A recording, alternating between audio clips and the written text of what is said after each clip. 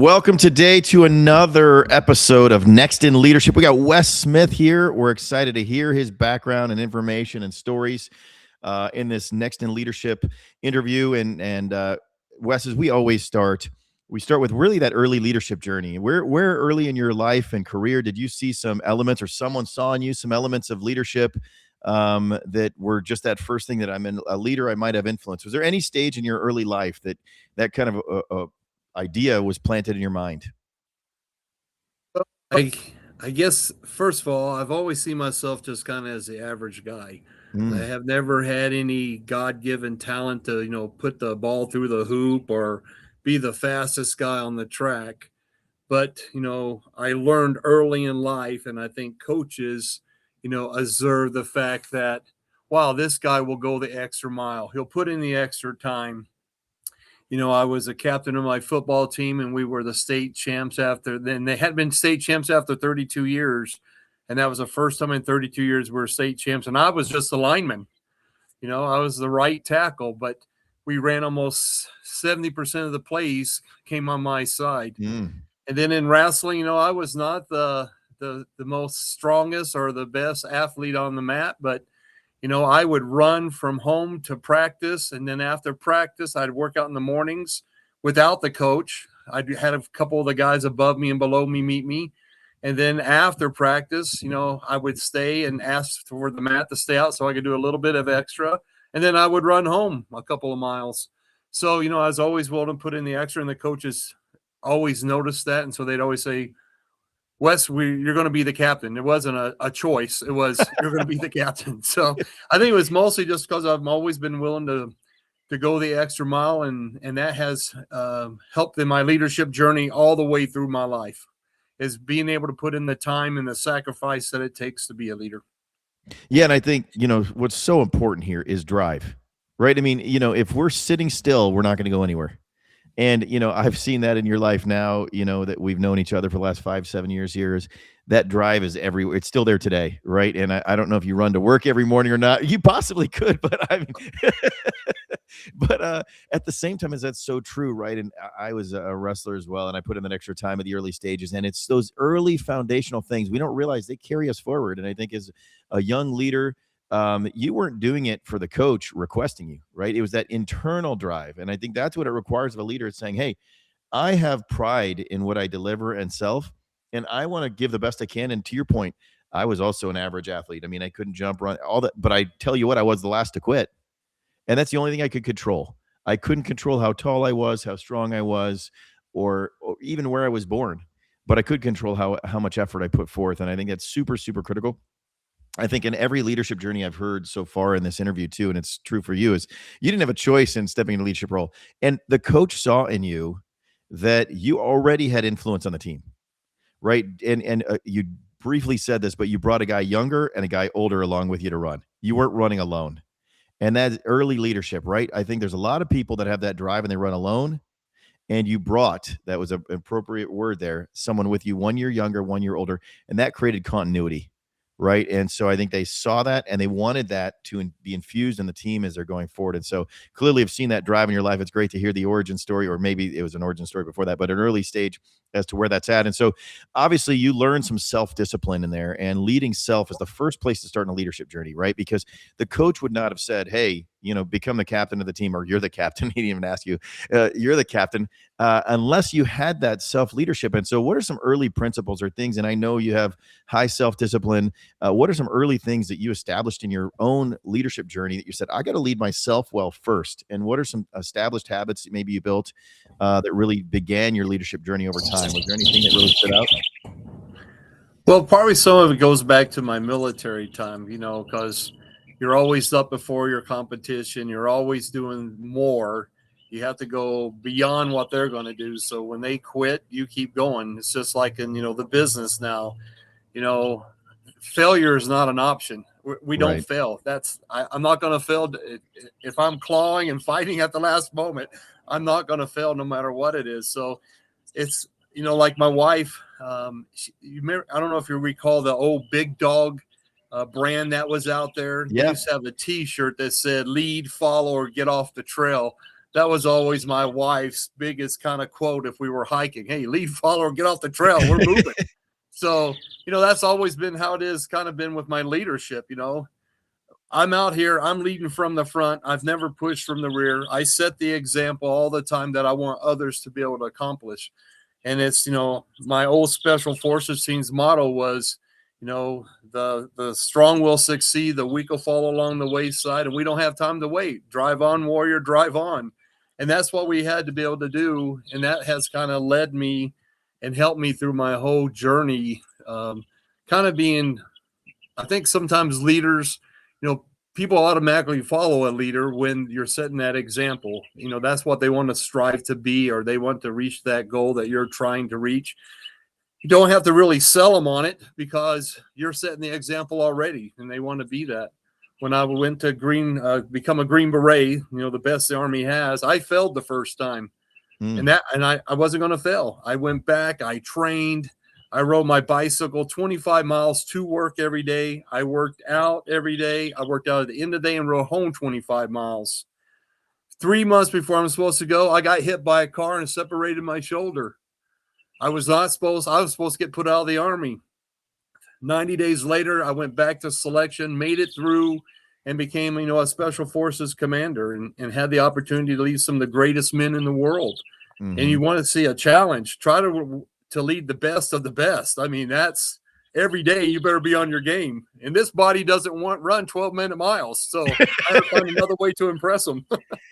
Yeah, and I think the part I love about that is one, there was a defined standard, and you're like, that's what I wake up and do. Here's where I'm going to finish the day, right? And I think so many people here's a standard, like, what don't I have to do with that standard, right? What can I eliminate, or what's not necessary, what's not important? And you're like, no, that's the baseline. That's what it requires to show up and be day one.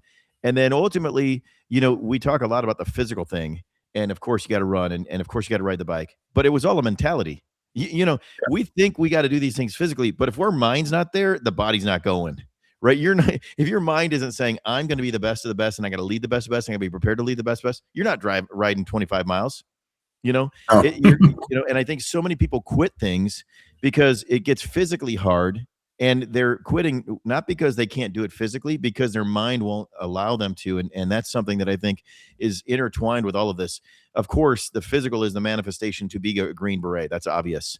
But what I'm sure you would be attest to is every Green Beret had the mentality first, and they developed the physical second, right? They might have had some physical attributes, but they aren't running a mile if they didn't believe they could, and wouldn't quit until they did. And I think the other thing you say too is failure is not an option. And ultimately, I completely agree with you, because many times we just got to find a way to succeed. And that first attempt in the Green Beret didn't work. So I gotta change something here. I can't go back and do it again as you lead self well. And so what's something you'd share to the next generation about leading self well? Maybe they didn't have that same driver. They don't understand why it's important, or they don't understand how to invest that in themselves. What's something you communicate to that next generation that's trying to say, hey, you impressive success track here. How did you get your mind right to lead self well? Well, my wife is a great inspiration, and I've been blessed. One of the things that she always says that, echoes at the back of my mind when I make a mistake, okay, we made a mistake. Now go to solution. We don't dwell on the issue at hand. We don't cry about it. We don't, what are we going to do? How can we solve this? We go on a solution. Pick a solution, go in the right direction. It might not be the best solution at the moment, but we'll fix it as we go along, because we have to go to solution. And I find so many young people, they're just, in all the different jobs that we have, they're just, oh, pity me. Oh, well, no, go to solution, find the solution, and let's move forward. And I think that's been, very huge for me is, oh yeah, I've had lots of failures, but I don't dwell on the failure. I say, okay, how do I correct it? Learn from it. Let's move forward. So just learn from your mistakes, pick yourself up and keep moving forward. You got to drive on. You're going to make mistakes, but I prefer to be with a leader or someone who makes mistakes and can claim those mistakes and say, hey, I was wrong, and I'm going to fix it by doing this. Because at the time we think we're doing the right thing.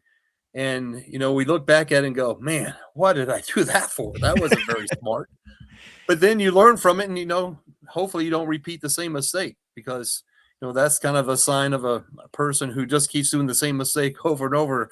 They're not the brightest. So Yeah, I don't that's want the to be that guy. definition of insanity, right? Doing the same Yeah, mistake it's over and over again insanity. and expecting a different result. Yeah. Kelly's amazing, obviously, and I think that you bring up a couple things there. One, she's a consistent part of your life, obviously, but also understands when to intervene and when to help you refocus, right? And so we always need that secondary person to help us refocus. But she has a very valid point, which is whatever we kind of lament of the failure doesn't help us make progress. No. And so the more time we invest is actually the less time we have to invest in a solution.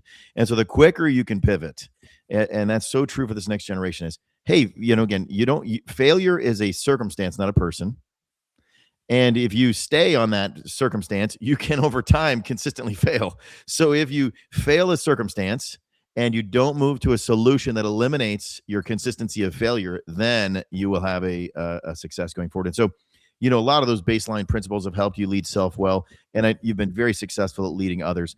As you transition to having this high drive, self-discipline, able to pivot from your own personal failures to find a quick solution going forward, what have you learned early as you've led others that would be good wisdom and insight to share to this next generation as they're learning to likewise lead others?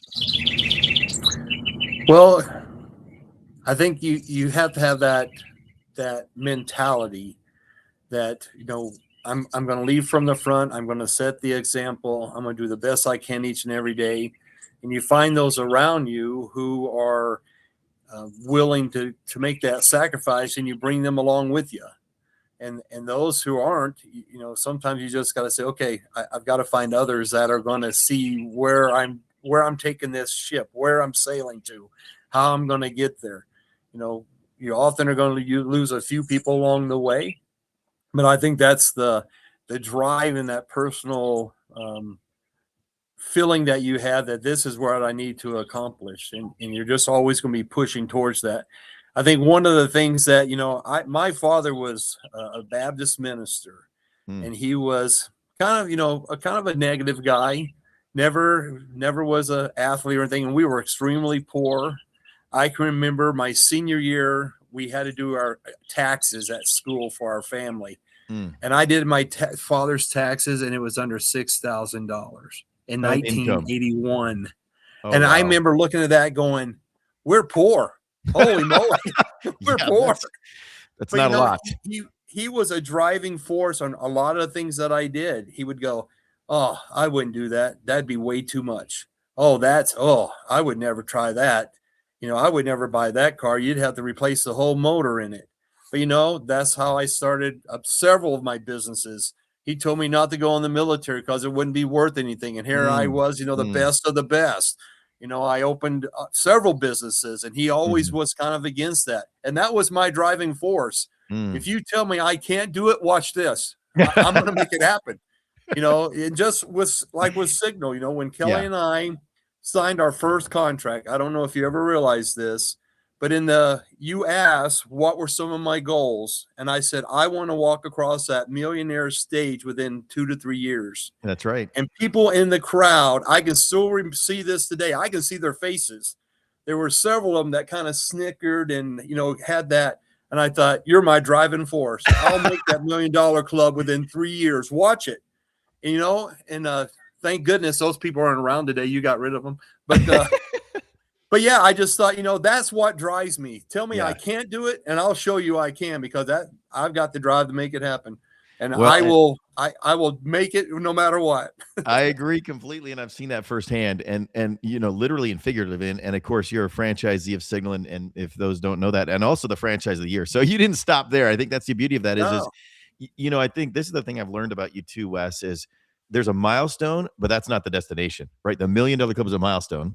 And again, it was the franchise of the year as the next step. And again, I think, for context, you have some of the largest geography, right? You have all of Montana, all of Wyoming, all of North Dakota, all of South Dakota, and it's quite so that drive is literal and figurative. Oh yeah. A lot of drive. And at the same time, I think that it was inherent in your early leadership journey, and you fostered and built that going forward. And the other thing is I've witnessed as you're leading others is there is no everyone has clarity of the mission. There's no ambiguity as to what it is. And I think a struggle that a lot of early leaders have is they think, "Oh, I don't want to let anybody go. I don't want to do that." And you're understanding that our mission is greater than any individual. Right? I think Yes. that's hard for other people to understand stepping into the leadership role. And I remember starting this, and I'm sure you can identify with this, is we're here to serve the customers. And if there's an employee that does not align with that in any business, in Signal as an example, there's liability associated with them not serving the customers. And we take that responsibility as the leader. And so we have to recognize that's top of mind. And so there are going to be people that, to your point, don't want to do it. Maybe that's not their purpose, or they can't do it, or they're not willing to do it, or they do it for a season of time and then things change and it's time to move on. All of those are okay.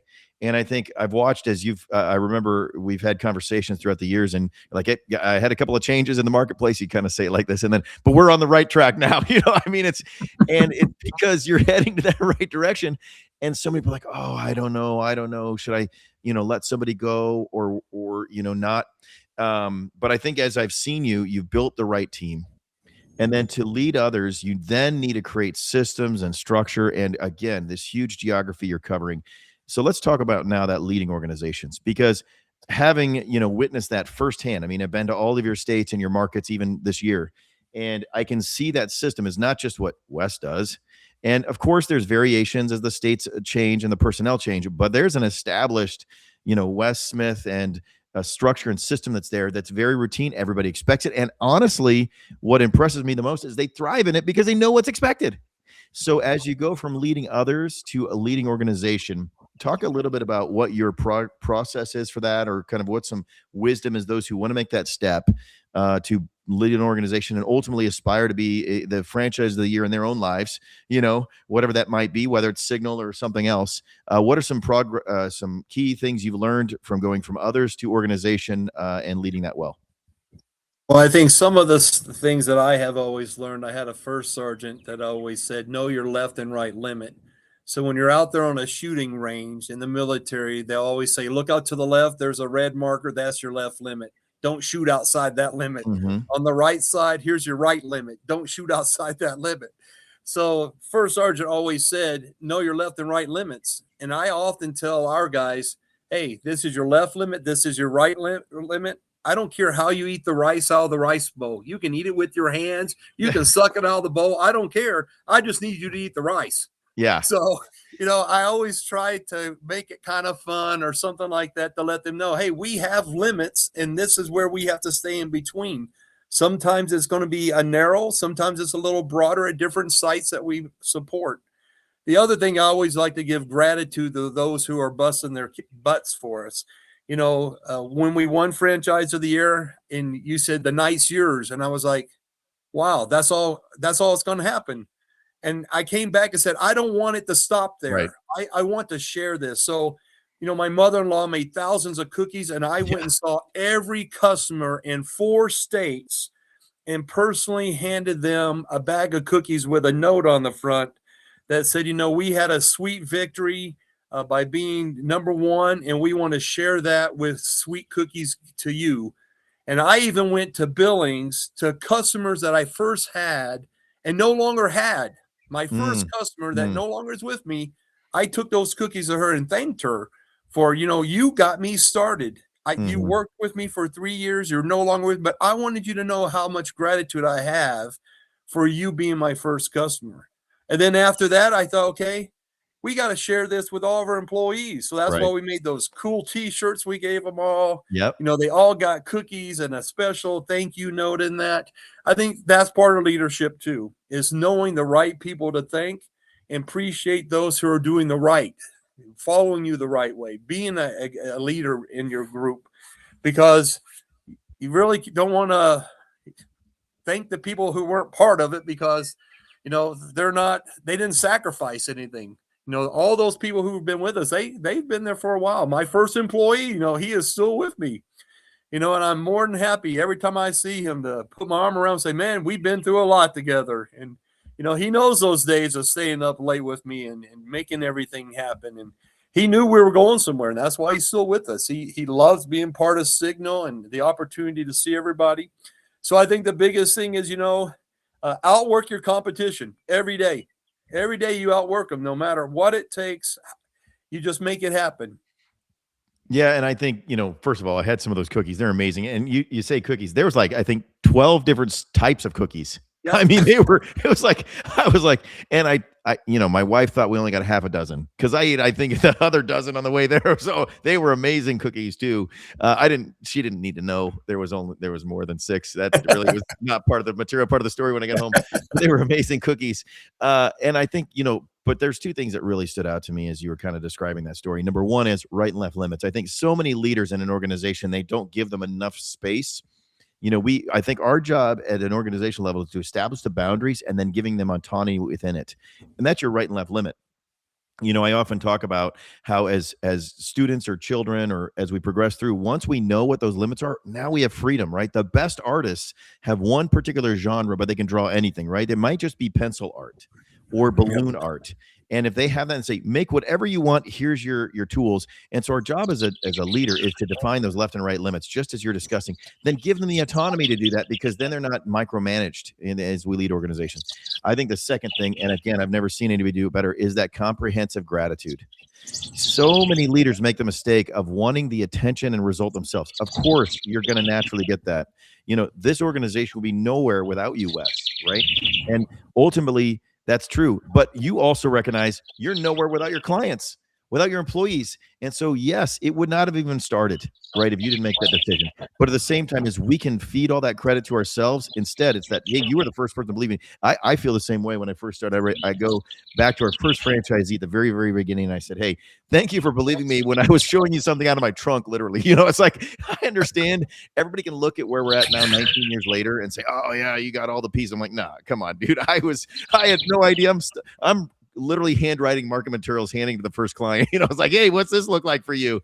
And you see this develop business. But we don't realize as leaders of organizations that those early steps are so critical to recognize the people that contributed all the way through. And quite frankly, others don't see the impact they had on your life and the value they brought going forward. And so your recognition is supremely critical in that process as well. So you had a comment? I guess, yeah, my final thing is, when I got ready to retire out of DEA, I had a great career. I took down a lot of major drug traffickers, and, I got to hang my hat up and feel really good about what I had done.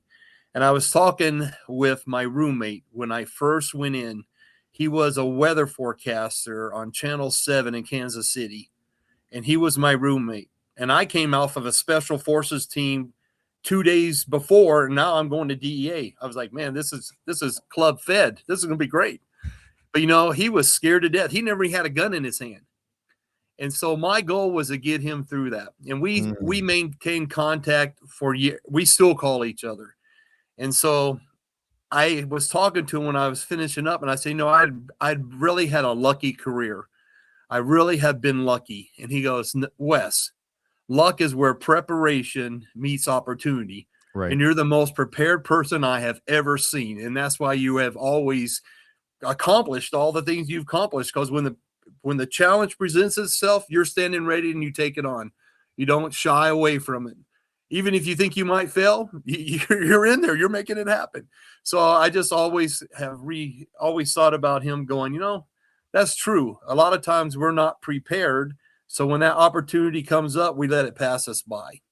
And we don't want to be that way. We want to be prepared. So when the opportunity arises, I can say, man, I was lucky.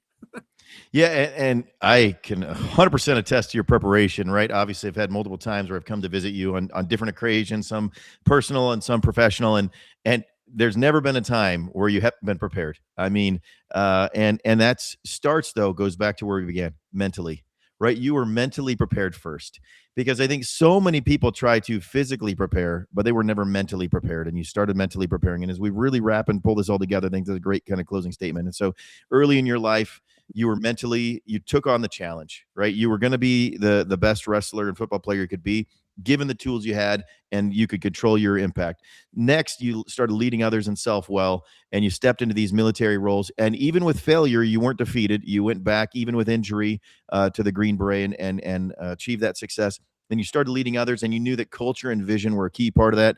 You only let people on your team to be part of that. And then you had the organizations where you gave them the left and right limits and you said, hey, operate within this and perform well. And then we recognize people through. And then if there's a takeaway point, I think it's ultimately that prepare. Be prepared for anything, and you will then be able to far achieve. Because I see so many people that wait until the opportunity is right there, and they were totally ill prepared and missed it, and it's gone. That window's gone.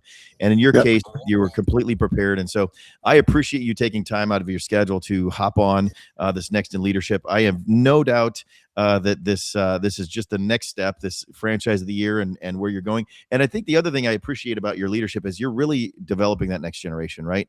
And I see that in Weston and the team that you're meeting with all across your areas. And so I'm excited to see the legacy impact that your leadership approach will take in those states and with those organizations and the ones that I get to be a part of. So thank you for participating today in the Next in Leadership interview. And we look forward to hearing the great feedback of those who were able to listen and take these insights and apply it. So thank you for your time today, Wes. Thank you, Reed, for the opportunity. Greatly appreciate it.